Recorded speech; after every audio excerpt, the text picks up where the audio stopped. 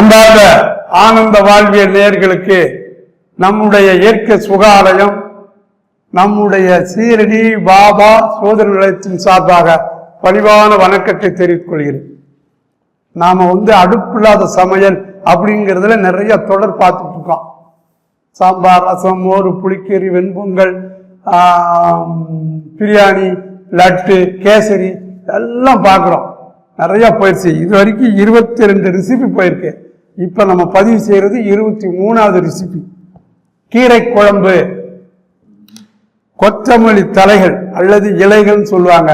கொத்தமல்லி கீரை இருக்கு இல்லையா, அது ஒரு 50 கிராம், கருவேப்பிலை ஒரு கைப்பிடி, தேங்காய் துருவல் 2 கப், எலுமிச்சஞ்சாறு 1 ஸ்பூன், மிளகாய், பச்சை மிளகாய் 3, தக்காளி 200 கிராம், தேங்காயை அரைத்து கெட்டியாக பால் எடுத்துக்கொள்ளவும், மல்லி இலையையும் மிளகாயும் நன்றாக அரைத்துக்கவும், தக்காளியை பொடியாக நறுக்கவும், பின் தேங்காய் பாலுடன் தக்காளி அரைத்த விழுதுகள் எல்லாம் ஒன்றாக சேர்த்து எலுமிச்சம் சாறு விட்டு தேவைக்கேற்ப தண்ணீர் சேர்க்கலாம்.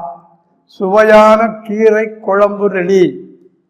சுவைக்கு தேவையானால் சிறிது இந்து உப்பு சேர்த்து கொள்ளலாம்.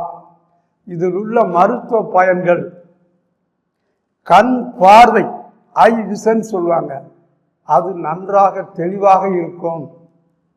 ஒற்றை தலைவலி, மைக்ரேன் சொல்லுவாங்க, ஒற்றை தலைவலி குணமாக்குகிறது. காது, கண், இருதயம் இவைகளுக்கு நல்ல போசாக்கு உள்ள உணவு. இதை மறக்காமல் செய்து சாப்பிடுங்கள். ஆனந்த வாழ்வியல் சேனலில் தொடர்ந்து பாருங்கள். மறக்காமல் சப்ஸ்கிரைப் பண்ணுங்கள்.